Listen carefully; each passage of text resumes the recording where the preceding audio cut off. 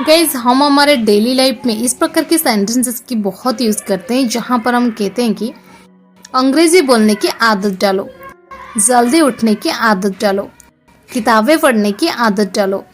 Guys इस प्रकार के सेंटेंसेस को हम इंग्लिश में कैसे कहेंगे, इसके लिए कौन से स्ट्रक्चर की यूज करेंगे, आज की इस वीडियो में हम सीखने वाले हैं।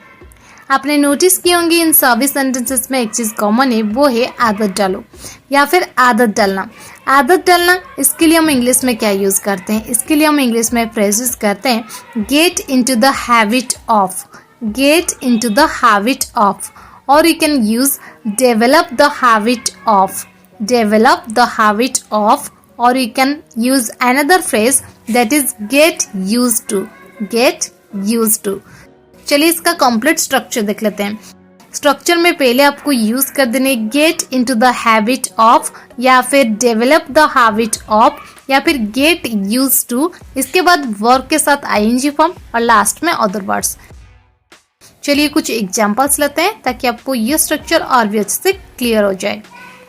जल्दी उठने की आदत डालो, get into the habit of getting up early, get into the habit of getting up early, or you can say develop the habit of getting up early, develop the habit of getting up early।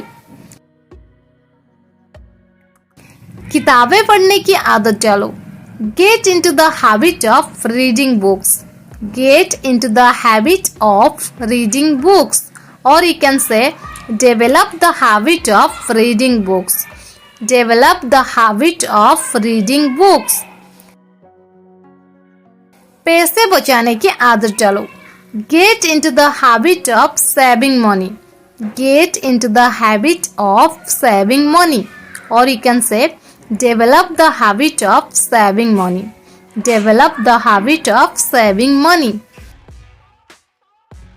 अंग्रेजी बोलने की आदत डालो, get into the habit of speaking English, get into the habit of speaking English, or you can say develop the habit of speaking English, develop the habit of speaking English।